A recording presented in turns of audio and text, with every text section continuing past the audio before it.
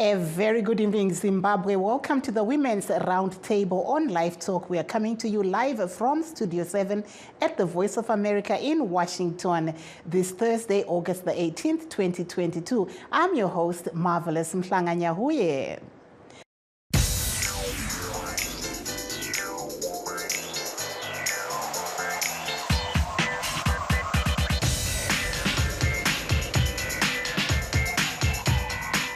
Tonight on the Women's Roundtable, we're looking at developments currently unfolding in Kenya in the aftermath of the announcement of Deputy President William Ruto as the winner of the closely contested presidential race and Raila Odinga disputing the results. President-elect Ruto announced yesterday he would be setting up his cabinet regardless of the legal challenge that may come from his rival Odinga. But the Constitution forbids him from making an official cabinet appointment if he is being challenged in court. Let's listen to what he said in a report from Associated Press. Blackmail, intimidation, threats have come to a stop. I want to promise the people of Kenya that our administration will have nothing to do with the blackmail we have seen, the threats we have seen, the fear that has been sold around the country, that you cannot talk to this or that person because they don't share your political view. There will be no room for exclusion of any part of the Republic of Kenya. We are going to govern in a manner that makes sure that no part of Kenya is left behind. I expect that the public service will serve Kenyans equally, without any preference to communities or any preference to political affiliation. That there was President-elect Ruto.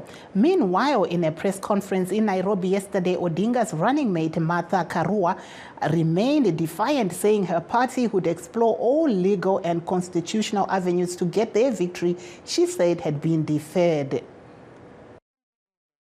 On the matter of the election, ours is victory deferred, but it's coming home. And that's the message to everyone. As we explore avenues, all legal and constitutional avenues, let everybody know victory is coming home. Our figures show that we command the National Assembly. Just like I said the last time, the Senate, our competitors are up by 1, but the National Assembly we command. That there was Martha Karua speaking in Nairobi. Mr. Odinga also reiterated that his party had given elected leaders a brief about their plans that they were going to take and have the approval of the Azimio coalition to implement these steps.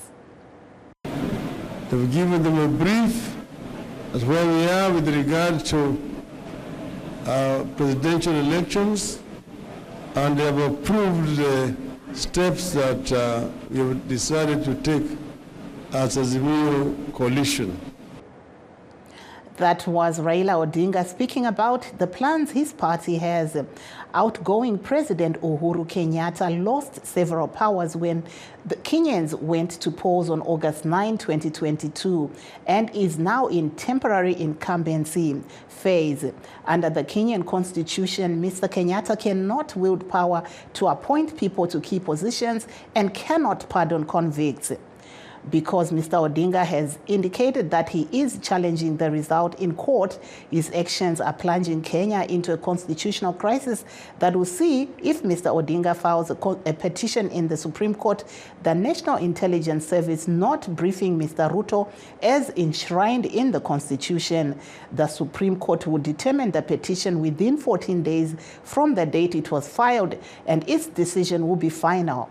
3 of the 7 judges going to hear this petition re-election were part of the justices that nullified Kenyatta's re-election in 2017. Nhasi muchirongwa tiri kutarisa sarudzo dzemukenya idzo dzoita mutauro wakanyanya mushure mekunge vaOdinga avo vanonzi vakakundwa navaRuto vati havasi kutambira zvakabuda musarudzo idzi uye vari kuenda kumatare. VaRuto vakazivisa kuti vachaenderera mberi vachigadza makurukota avo kunyange paine kusawirirana nezvakabuda musarudzo idzi, asi pasi pemutemo vaRuto havakwanisi kugadza dare remakurukota kana dare repamusorosoro risati ratambira kuti ndivo vakakunda musarudzo iyi. VaOdinga vane mazuva 9 ekuti vakwidze nyaya yavo kumatare sezvinodiwa mubumbiro remutemo.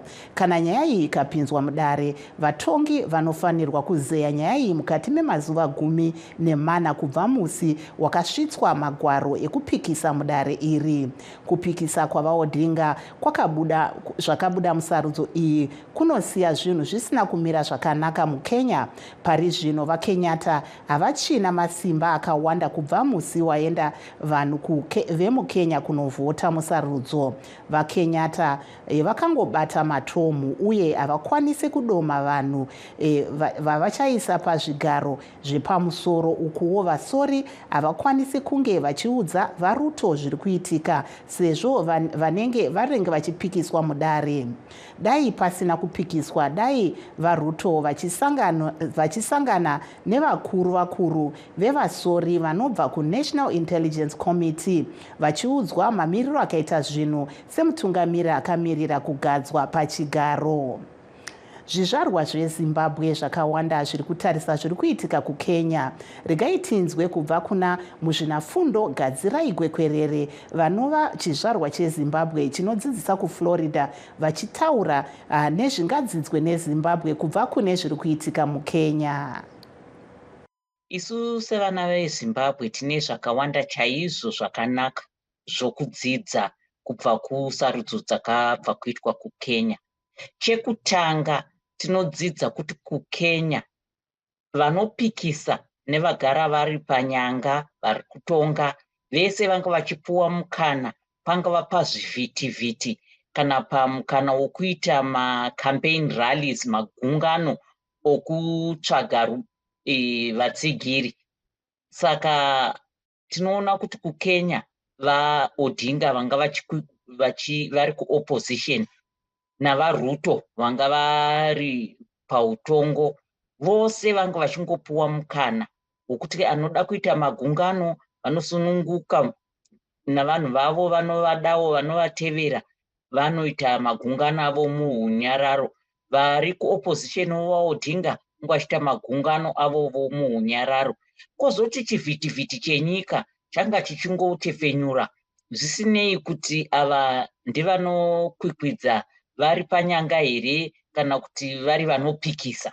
Saka izvozvo zvinhu zvatinofana kudzidza seZimbabwe kuti maopposition parties apiwe mukana wokutsvaga rutsigiro murunyararo uye vasingamiswi. Tongonzwa zvonakurirana sezvinoita muZimbabwe kuti mapurisa amisa icho nenge azoti mutemo wokurambidza vanhu kuungana zvinova zvinotyora kodzero dzavanhu nebumbiro remutemo renyika ratinoti constitution, nokuti constitution inobvumidza vanhu kuti vaungane parunyararo vachiita zvavanoita, chero zvamatongerwo enyika, chero kutsvaga rutsigiro. Tinoonawo zvakare kuti madzimai anga nemukana wakanaka chaizvo neuwandu hwawo vachitsvagawo rutsigiro pane zvematongerwo enyika. Saka izvozvo zvinhu zvatinofanira kudzidzawo muZimbabwe kuti madzimai awaniswe mukana okuti vazvishambadze uyewo okuti vawane mukana wokubatsirawo mukuumbwa kwehurumende nokutongwa kwematunhu kana kutongwa kwenyika chaiyo. Tinozviremekedza izvozvo. Kwanga kuno runyararo kunyika yeKenya, tinosiwanzonzwa zvinoitika muZimbabwe. Ndingatipa muenzanzi we2008 kana iwo we2018 takaona vanhu vachizopfurwa nepfuti chaidzo nama live bullets namauto. that there was Professor Gadzira Gwekwerere, a Zimbabwean living in Florida, giving her view on what Zimbabwe can learn from the Kenyan experience. Another Zimbabwean businesswoman and female rights activist in Canada, Sharon Jobo, also gives her take on the Kenyan elections and urges women to register to vote so that they can participate in next year's election in Zimbabwe. Engikuthande kakhulu ngokhetho lweKenya yokubana kulolu khetho bekulabo mama abanengi akade bethatha ingxenye be-step forward bengama candidates kule election. Imbiko ephuma khona eKenya iveza or ichaza ukubana lonyaka bathole omama abanengi than emandulo ababeyingxenye kulolu khetho. Esingakufunda njengelizwe leZimbabwe from ukhetho lolu lweKenya yikuqakatheka kokubana nxa ukhetho soluphelile impumela yokhetho kayibikwe ngokushesha, kungabi lesikhathi eside esidlulayo phakathi kokuqeda ukhetho lokutshela abantu ama-results aphuma kulolu khetho. Imbangela yokubana ngitsho njalo yikuthi esikhathini esiningi sithola ukubana nxa ama-results okhetho engaphuza ukukhulunywa, abantu bagcina besiba lensolo, abantu bagcina bengelathemba ukubana ama-results lawa abawatholayo ngama-results aqinisekileyo yini. So isisindo sama-results engani siyehla ebantwini, phela ithemba, ababi lethemba ukubana ama-results lawo ngama-results awangeqiniso, ngama-results aqinisekileyo. So esingakufunda njengelizwe leZimbabwe ukubana nxa kungatholakala i-technology ephathisa ukubana nxa abantu behlanganyela kukhetho ama-results abe ebalwa in real time, abantu bebona ukubana kuphumani kulolu khetho, njalo ama-results, total results ahle a-communicate-we ngesikhathi. Lokho kuyanika i-credibility ku-result ephumayo kuleyo i-election. EZimbabwe okwakhathesi simatasatasa sikhangela sikhankasa ukubana abantu babhalise ukuba lengxenye kukhetho. Nxa ungabhalisanga ukuvota awusoze ukwanise ukuvota. So engikukhuthazayo ukubana abantu baphume ngobunengi babo bayebhalisa ukubana labo bakhethe. Ikakhulu omama kumele siphume njengamanina siyebhalisa, bayebhalisa ukubana bahlanganyele kulolu khetho oluzayo ngo-2023. Nxa ngisitsho njalo ngiyananzelela ukubana omama zikhona ingxaki eziba-preventayo ukubana bayebhalisa ukuhlanganyela kukhetho. Ezinye ingxaki lezi zifana lokuswela isikhathi. Omama ukubenza baswela isikhathi ukubana imisebenzi abayenzayo endlini imisebenzi eminengi njalo ebathathela isikhathi eside. That there was businesswoman and female rights activist Sharon Jobo speaking to Studio 7 in Canada. Now let's take a break, but please stay tuned.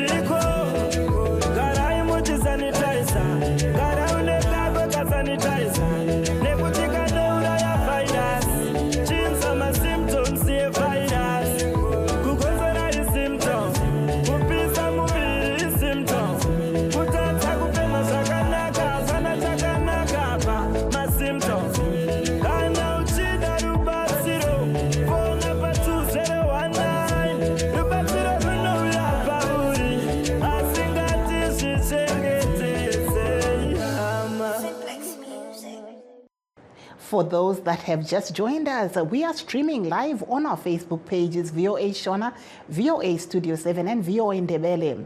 We're also live on YouTube, VOA Zimbabwe.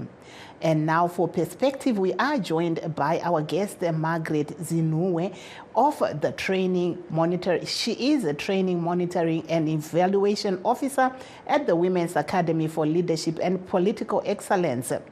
Good evening and welcome to LiveTalk. Good evening, Marvin.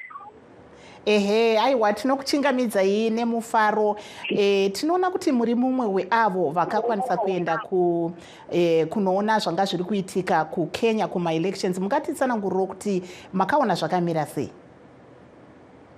Alright. Isusu tanga takamboona madzimai atinotrena anoda kuzova nokwikidzawo kupinda muzvigaro zvamapato ese muZimbabwe. Takakwanisa kuenda navo kuti vakwanise kunoona nekudzidza kuti ndezvipi zvavangaunzawo kunyika kwedu. Saka isusu mukuongorora kwatakaita takaona kuti vakadzi kukwikidza kwavo muzvigaro zvepamusoro zvinoizwa upresidential kuri pamacheka zero pasina madzimai akwanisa kukwikidza sevapurezidendi. But pa4 of mapresident aikwikidza vanga vane 3 vavo vanga vane madzimai ekuma-vice president. Zvinova zviri zvechinhu zvinopointa kuti pane hope kuti madzimai achapindawo muzvigaro. But kune zvimwewo zvigaro zvakasiyana like magavhena, ma-MP, takaonawo kuti pinda madzimai aikwikidza ende vamwe vacho vakakwanisa kuwinawo. Ende takafara kuona kuti kune madzimai echidiki aikwanisa kukwikidzawo achitorawo zvigaro ende vamwe vacho vakakwanisa kuwinawo. Zvimwe zvezvinhu zvatakaongorora zvatinofarira seorganization zvatakakwanisa kuti dai tikadzidzawo muZimbabwe, dai tikazviinze muZimbabwe, ndezvekuti takaongorora kuti Kenya vanobvumidza vasungwa vanogara mumajeri kuti vaive vanopractice their right to vote, vanobvumidza kuvhota vari kuimana emajeri akasiyana vanenge vari. Zvinova zviri zvinhu zvakanaka. Takaongorora futi kuti kuKenya vanobvumidza vagari vanhu vazvizvarwa zvemukenya zviri kunyika dzakasiyana like madiasporians vanobvumidza kuvhota kwavari ikoko. Zvinova chinhu chakanaka tiongorora semuZimbabwe. MaZimbabwe account are not in Zimbabwe and vanosiyirawo kuva vanovhotawo munyika mavo. So kana zviti tikwanise dea taiti zvinhu zvinokopiwa vakwanisawo kuti maZimbabwe avote ari kumapimana akasiyana. Also ndakanotisa kuti ma-election official, ma-election agents akanda marevisa vana vechidiki ende madzimai aiinkludwa. Inova a positive thing mu-women's empowerment movement. Kuti madzimai akainkludwa acharamba achiva nechidoka chekubatsira zvinozoita kuti pave ne-equal representation of women in all decision-making positions. Maybe if you can just take us through, what's your takeaway? What would you say Zimbabwe can learn ahead of its own elections in 2023 that you observed in Kenya? Okay, my major takeaway nderiyo yekuti zvini mukuongorora kwatakaita takaona kuti pane campaign period yese yakaitwa murunyararo. Tinoona kuti makore apfuura muZimbabwe kodzero dzemadzimai dzinombonikidzwa. Panoitika violence yakaoneka kuti madzimai akawanda agova anoti asingadi kubatawo kukwikidzawo muzvigaro zvepolitics. Saka kana chipe Zimbabwe ndiva chinhu chakakosha chachinofanirawo kudzidza from Kenya kuva kuti our political environment ive isina violence, pasina kumbunikidza kwekodzero dzevanhu vese, zvitwe ine free manner, mapato ese achikwanisa kukambena zvakanaka pasina anokanganiswa. Maybe if we can go into English for a little bit. We had a lot of the monitors that went to Kenya saying that there was some kind of a women's center that was set up just to cater for, issues that women were facing. Tell us a little bit about this.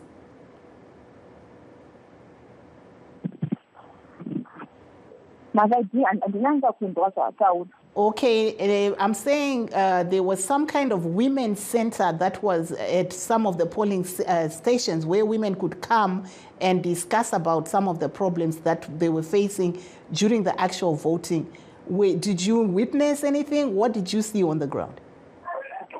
Okay, unfortunately for us, my polling station akakaenda akawanda. Hakuna kusangana any women's center for us specifically. Asi kune vamwewo vakaenda vanga vachiti kwaitwa chii? Kune vakaenda isusu kana takanzwa vakangoti vakaenda aitanzi kumba isiti matsvakozi chiti zvavakanzwa zvinhu zvekuti madzimai akawanda aikomblena kuti vakasvika papolling station na6 vikazodzokera mudzimba dzavo kuita mabasa emumba but na6 yavo havana kukwanisa kusvika vachivhota nokuti mamaterials aishandiswa neIEBC yekukenya angasati asvika, akazosvika 2 hours later. Ndakaziva kuti mitsetse iwedese vana vakwanise kupindana mumitsetse mamiya vana vakapinda kumba later than they expected. Ndakamisa mabasa aifanira kuzoita vadzokera kumba. Maybe just going back to what you do actually at WALP, why are we seeing so many young women in Zimbabwe not taking up leadership positions? What's the drawback?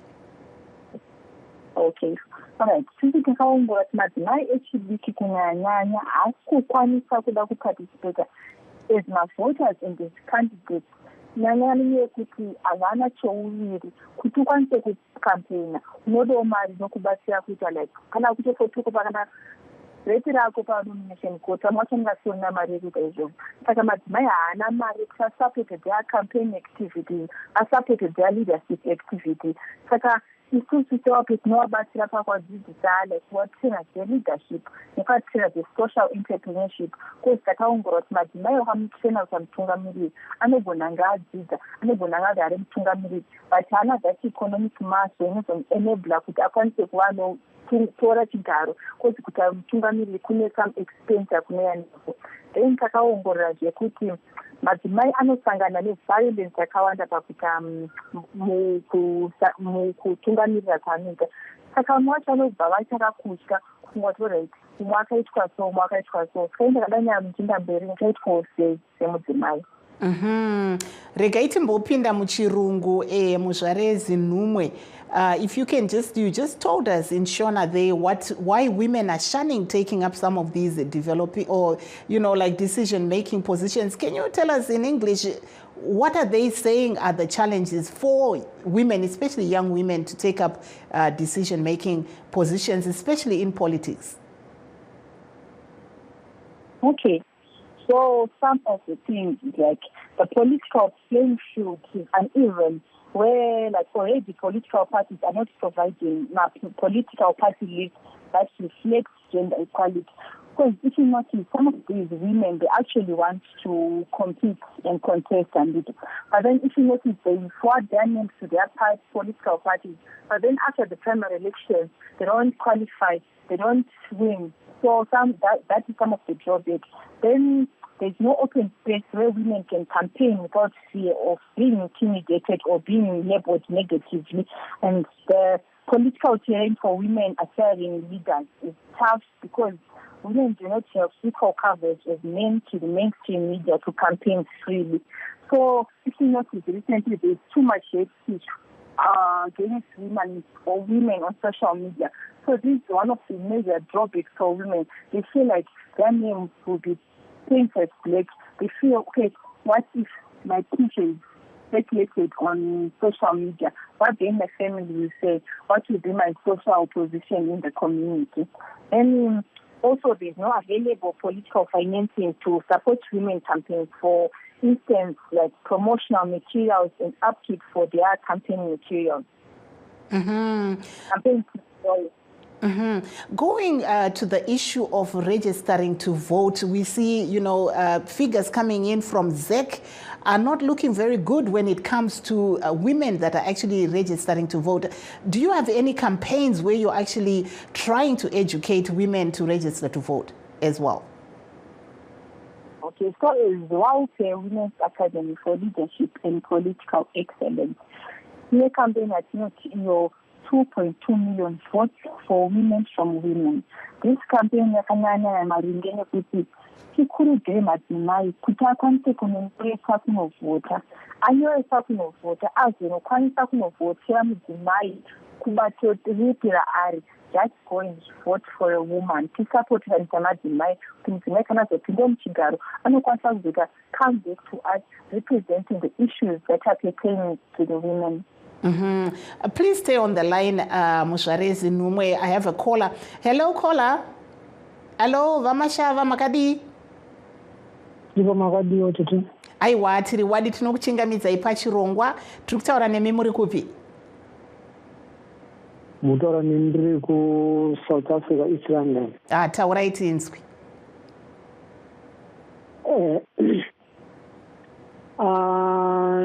Tingangotaura zvidumaira nema-elections akaitwa kunhingiriri. Ekukenya taurai tinzwi. Kukenya, sekutaura kwedu semaonero andinozviita nyaya yekukenya inyaya yekuti chandiona chinenge chakaita sechakati kanganisikei kukenya inyaya yekutora time kusati kwadudziwa ma-elections. Because kukenya takatarisa kukenya vanhu vakavhota zvakanaka ende vakavhota nerunyararo zvatoshuvirwa kuti dai zvaitika muzimbabwe. Nekuvhota kwediaspora zvinhu zvakatidadisa chaizvo zvatakaona kuti zvinhu zvinenge zvinoita kuti kodzero dzemadiaspora dzinge dzichiremekedzwa. Izvo takazvifarira. Asi yatakazotitokesa nacho inyaya yekutora time ma-elections asati adudziwa, nekuti pakutora time toona kunge ndo pakazoya pakubirirwa bhozi zvaibuda musarudzo dzichiverengwa nezvakazoitika hazvisiri izvo zvatakaona, hazvisi zvatakaona nemafambiro azvo kuti zvakafamba zvakanaka, hazviratidzi kuti zvakafamba zvakanaka. Zvizoratidza kuti patime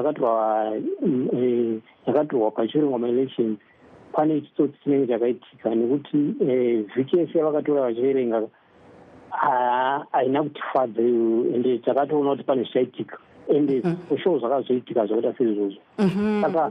Saka imi munoona kunge Zimbabwe ingadzidza chii kubva apa? Ndakatarisa kunyika yedu yeZimbabwe, tinoti Zimbabwe yakadzidza ipapo inyaya yekuvhota kuvanhu vari kunze kwenyika. Zarwa ziri kunze kwenyika. Ipapo ndo chekutanga chatakati dzidzei ipapo. Chechipiri takadzidzira kuti ma-elections anofanira kunge achiitwa murunyararo, zvisina masoja anopindira mukati, zvisina mapurisa asinga achimbunyikidzwa kodzero dzevanhu. Vanhu vanenge vachiita zvavo zvakasununguka vasingatyi kana kurwa nehana. Maona atakaita kukenya kwakusina kuvhiringidzwa kwevanhu. Aiwa, tinokutendai chaizvo mukoma Maxwell Mashaya, mumwe weavo vari paFacebook page yedu yeVOA Shona. Pane vamwe zvakare vanyora paFacebook page pedu, mukoma 4DM Tawanda vanyora ivo vachiti zviri kuitika muKenya izvi chero timu yebhora inorohwa hapashaye mitauro. Takaona vaPisto Mosimane varohwa mufinal pakaita mashoko but hazvina kuchinja, mukombe wakatoenda hawo. Aiwa, thank you so much mukoma for Bita Wanda for giving us your comment there on our VOA Shona Facebook page. But let's go back to our guest.